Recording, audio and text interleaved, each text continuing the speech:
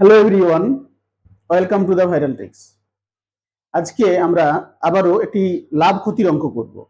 লাভ ক্ষতির অনেক অঙ্ক আমরা করেছি এবং বিভিন্ন ধরনের করেছি।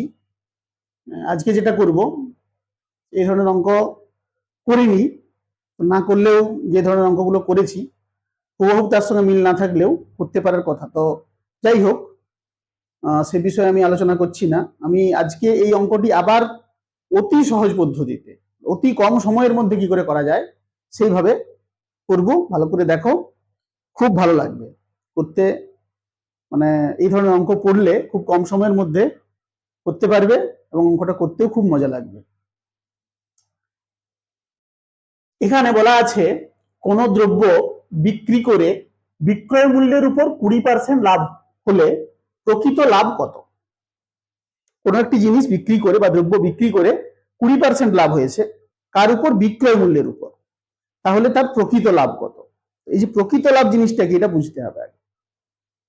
আমরা এর আগে যখন ক্রয় মূল্য বিক্রয় মূল্যের উপরে বা লাভ ক্ষতির উপরে অঙ্ক করেছি, তখন আমরা বারবার একটা কথা বলেছি যে সবসময় লাভ বা ক্ষতিটা ক্রয় মূল্যের উপরে হবে। ঠিক আছে? তাহলে ক্রয় মূল্যের উপরে যে লাভ বা ক্ষতি হয় সেটাই হচ্ছে প্রকৃত লাভ। এখানে দেওয়া আছে বিক্রয় মূল্যের উপরে, কিন্তু আমাকে বের করতে হবে প্রকৃত লাভ, তার মানে ক্রয় মূল্যের উপরে লাভটা আমাকে বের করতে হবে। এটা বুঝতে হবে। আর কতগুলো জিনিস মনে রাখতে হবে এই পদ্ধতিতে বা এই ভাইরাল ট্রিক্সের সাহায্যে অঙ্ক করতে গেলে। কি করতে হবে না, 20% সমান কত, 25% সমান কত, এগুলো মনে রাখতে হবে। মনে না রাখলেও হবে, মনে না রাখলে একটু সময় বেশি লাগবে। 20% মানে 20/100, তার মানে 1/5 কাটাকুটি করলে। 25% মানে 25/100 কাটাকুটি করলে কত? 1/4। এইভাবে চলে আসবে, কিন্তু একটু হয়তো সময় বেশি লাগবে, একটু কষ্ট করতে হবে এই আর কি। আর মনে রাখলে কিছুই করতে হবে না, আরো সহজে হয়ে যাবে। এখন এখানে যে 20% দেওয়া আছে, 20% আমি লিখবো। 20% সমান কত হয়? 20% সমান হয় 1/5। এই যে 1/5 হয়ে গেল, এই 1/5-এর এই একটা হচ্ছে প্রফিট। প্রফিটের জন্য আমি পি লিখলাম, লাভ। আর নিচে যে 5টা, এই 5টা হচ্ছে আমাদের কি কি হবে? এটা ক্রয় মূল্য নাকি? না, এটা হবে বিক্রয় মূল্য। কেন বিক্রয় মূল্য? না, লাভটা আমাকে বলে যে বিক্রয় মূল্যের উপরে দেওয়া আছে, যে লাভটা সেটা বিক্রয় মূল্যে দেওয়া আছে, সেই জন্য আমার ক্ষেত্রে এটা হয়ে যাবে বিক্রয় মূল্য, সেলিং প্রাইস। তাহলে একটা হলো সবসময় এই যে যে পার্সেন্টেজটা লাভ দেওয়া থাকবে, সেটাকে যখনই আমি ভগ্নাংশে প্রকাশ করে দেবো, উপরের অংশটা হয়ে যাবে আমাদের প্রফিট।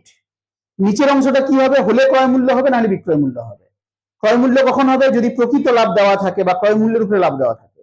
আর বিক্রয় মূল্য কখন হবে? যদি বিক্রয় মূল্যের উপরে লাভ দেওয়া থাকে। এখানে বিক্রয় মূল্যের উপরে লাভ দেওয়া আছে, তাহলে আমাদের 5টা হচ্ছে সেলিং প্রাইস। আচ্ছা, তাহলে আমাদের এখানে কস্ট প্রাইস সিপি কত হবে, অর্থাৎ ক্রয় মূল্য কত হবে? যদি আমার 5 টাকা একটা জিনিস বিক্রি করলে 1 টাকা লাভ হয়, ভালো করে ব্যাপারটা বোঝার চেষ্টা করো। যদি 5 টাকায় একটা জিনিস বিক্রি করলে 1 টাকা আমার লাভ হয়, তাহলে ক্রয় মূল্য কত টাকা ছিল? 4 টাকা ছিল। ব্যাস, বেরিয়ে গেল আমার ক্রয় মূল্য। আর কিছুই নয়, অঙ্ক হয়ে গেল। কি করে হয়ে গেল? না, আমি এবারে প্রকৃত লাভ বের করব। কি? পার্সেন্টেজ অফ কি প্রফিট। পার্সেন্টেজ অফ প্রফিট কত হবে? না, প্রফিটটা উপরে লিখবো, ক্রয় মূল্য নিচে লিখবো, গুণিত 100। এত পার্সেন্ট হয়ে গেল। 4×25 100, মানে আমার উত্তর হয়ে গেল 25%। খুব সহজে হয়ে গেল না? ব্যাস, এরকম টেকনিক ব্যবহার করলে আমরা কিন্তু খুব সহজেই কম সময়ে অঙ্ক করে নিতে পারবো। তাহলে আমাদের সঠিক উত্তর হয়ে গেল অপশন সি।